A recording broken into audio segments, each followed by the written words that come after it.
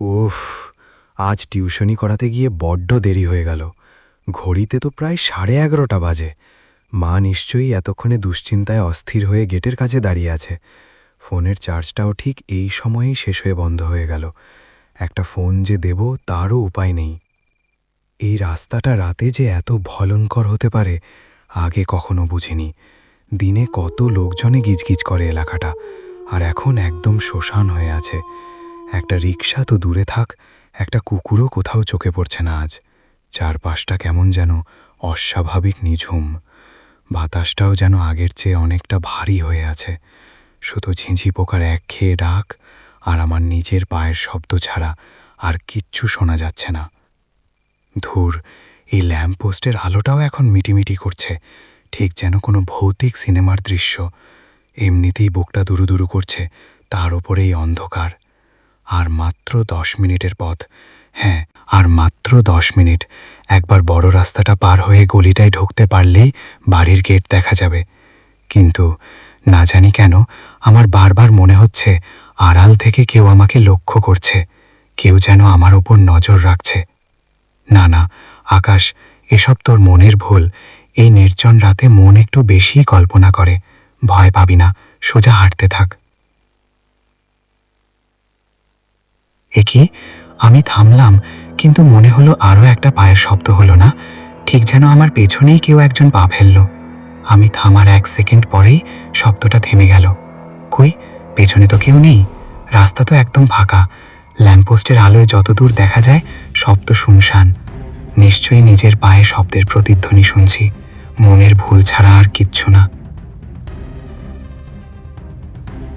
না না, এটা প্রতিধ্বনি নয়, আমি নিশ্চয়ই শুনতে পাচ্ছি কেউ একজন আমার ঠিক পেছনেই আছে। আমি যখন হাঁটছি সেও হাঁটছে, আমি যখন থামছি সেও দাঁড়িয়ে যাচ্ছে। কে ওখানে? সামনে আসুন।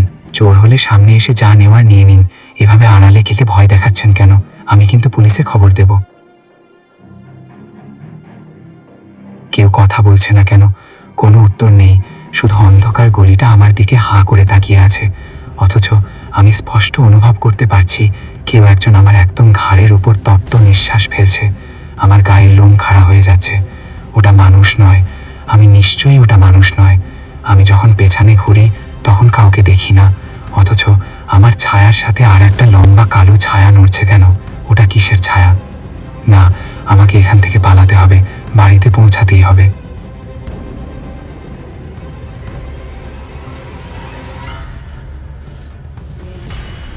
জলদি জলদি দরজাটা খুলতে হবে, ওটা আমার একদম কাছে চলে এসছে।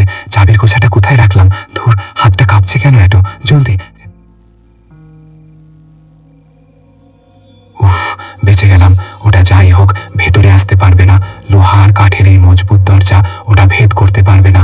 যাক বাবা, নিজের ঘরে অন্তত আমি নিরাপদ। উফ, বুকটা এখনো কেমন ধরফর করছে। কিন্তু ওটা আসলে কি ছিল?